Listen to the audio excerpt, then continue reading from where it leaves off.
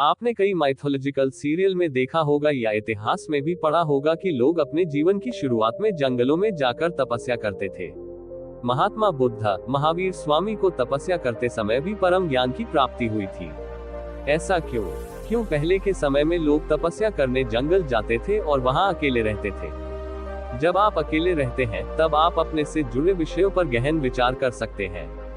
जब आप ऐसा करते हैं तो आप अपनी स्ट्रेंथ और वीकनेस को जान सकते हैं और यह जान सकते हैं कि आपके लिए क्या बेहतर हो सकता है। अकेले समय बिताना कई कारणों से फायदेमंद होता है, जिनमें निम्न शामिल है। Focus improvement. जब गौतम बुद्ध जंगल में तपस्या करने गए थे तब उनके आसपास इतनी शांति थी कि वे स्वयं को टटोलने लगे। तब उन्हें अपने जीवन का उद्देश्य पता चला। आज के समय में तपस्या करना इतना आसान नहीं है, क्योंकि हम आज मोबाइल जैसे इलेक्ट्रॉनिक गैजेट्स, सोशल मीडिया आदि के गुलाम हो चुके हैं। आज हम ये कर सकते हैं कि कुछ समय के लिए इन गैजेट्स से दूरी बना ले, या हो सके तो हमें ध्यान भी करना चाहिए। ऐसा करने से हम अपना फोकस बढ़ा सकते हैं। Problem solving skills. हम जब भी किसी परेशानी में रहते हैं, यदि हम उस समय अकेले रहकर अपनी परेशानियों के बारे में गहन विचार करें, तो हम अपनी परेशानियों का हल ढूंढ सकते हैं। इसका मतलब यह है कि जब हम अकेले रहकर किसी विषय पर गहन विचार करते हैं, तब हमारी प्रॉब्लम सॉल्विंग स्किल्स इंप्रूव होती है।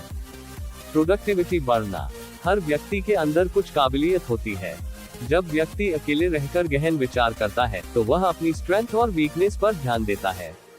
ऐसे में व्यक्ति यह सोचता है कि अपनी स्ट्रेंथ को और कैसे बढ़ाया जाए और वीकनेस को कैसे दूर किया जाए। फिर व्यक्ति इनके लिए अपनी स्किल्स को बढ़ाने पर ध्यान देता है, जिससे वह और ज्यादा क्रिएटिव हो जाता है और उसकी प्रोडक्टिविटी बढ़ती है। आत्मविश्वास में बढ़ोतरी। कई बार लोगों में आत्मविश्वास की कमी होती है।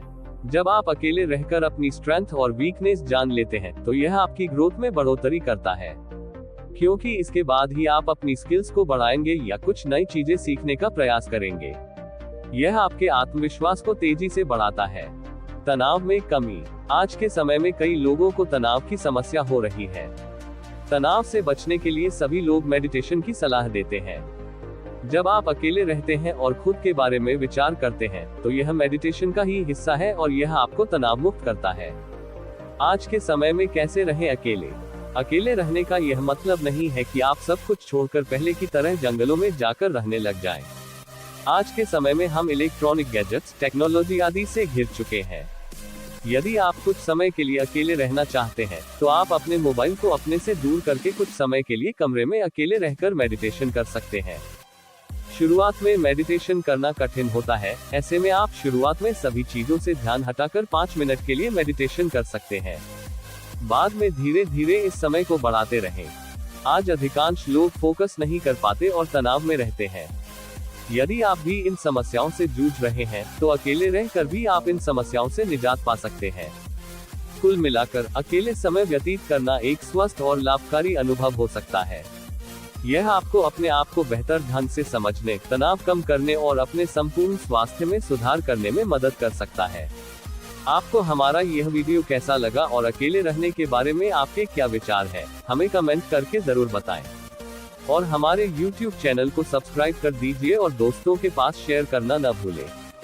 जय हिंद, जय भारत।